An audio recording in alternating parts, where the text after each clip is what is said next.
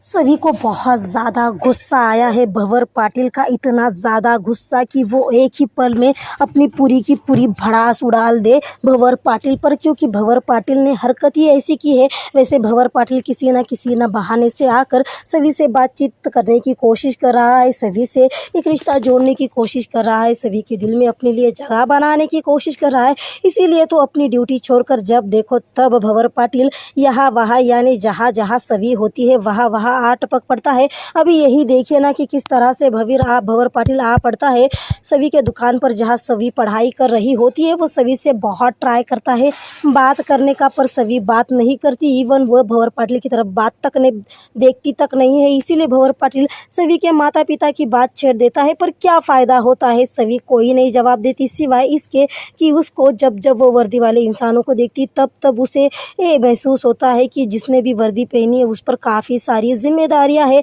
जहां पर भंवर पाटिल का अंदाज़ा गलत साबित हो जाता है। तो वही भंवर पाटिल सभी को ऑफ़र करता है लंच के लिए, क्योंकि लंच का टाइम हो रहा था और उसका कहना था कि पास ही में एक अच्छा रेस्टोरेंट ओपन हुआ है जहां पर काफ़ी अच्छी मिसल पाव मिलती है, तो यकीनन वहां जाना चाहिए, सब मिलकर जाएंगे।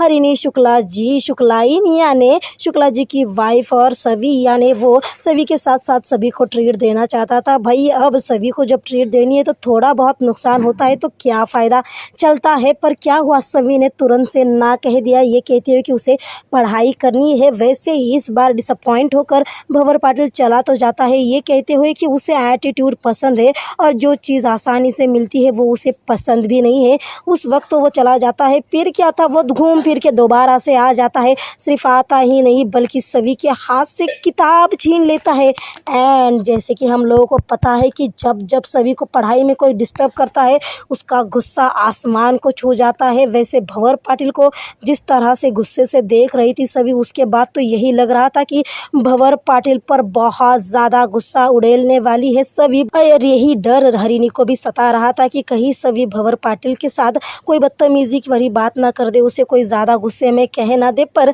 थैंक्स टू सभी, अभी सभी की ज़बान है तो सभी को ही थैंक यू कहना पड़ेगा। सभी ने कुछ भी नहीं कहा, सभी चुपचाप रही और उसने बस इतना कहा कि मुझे तो पढ़ाई करनी थी, पर उसके चेहरे के एक्सप्रेशन साफ साफ बयां कर रहे थे कि उसे कितना ज़्यादा गुस्सा आ रहा है।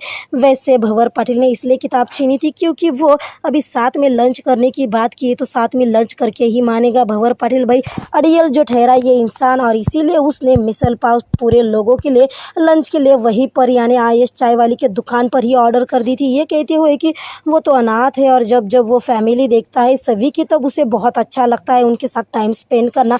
वैसे भंवर पाटिल की ये बात बहुत ज़्यादा खटकी है सभी को।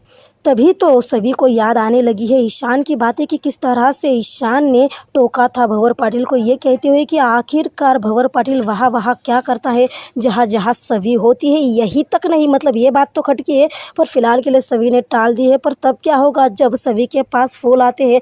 पहले तो हरिणी के कहने से सभी को लगता है कि वो फूल ईशान ने भेजे हैं, तभी तो कितने प्यार से सभी उन फूलों को पानी देने लगती है। पर बाद में जब उसे पता चलता है कि वो फूल भंवर पाटिल ने भेजे हैं तब सभी को पक्का यकीन हो जाता है कि भंवर पाटिल कुछ और ही गलत समझ बैठा है। और इसीलिए सभी तय करती है कि वो भंवर पाटिल को जो भी गलतफहमी या मिसअंडरस्टैंडिंग हुए उसे क्लियर कर देगी। बट वो क्लियर करे इससे पहले भंवर पाटिल को आ जाता है एक इमरजेंसी कॉल, जिसकी वजह से भंवर पाटिल को जाना पड़ता है वहाँ से। पर सभी ने अब जब ठान लिया है तो सभी बोल कर ही रहेगी, और जब सभी बोलेगी तब भंवर पाटिल की क्या हालत होगी ये तो अपकमिंग एपिसोड में ही पता चलेगा, क्योंकि भंवर पाटिल का ईगो हर्ट होने वाला है। और जब जब किसी सनकी इंसान का ईगो हर्ट होता है तब तब बहुत बड़ी आफत आती है, यानी सभी पर बहुत ही जल्द बहुत बड़ी आफत आने वाली है, जो कि भंवर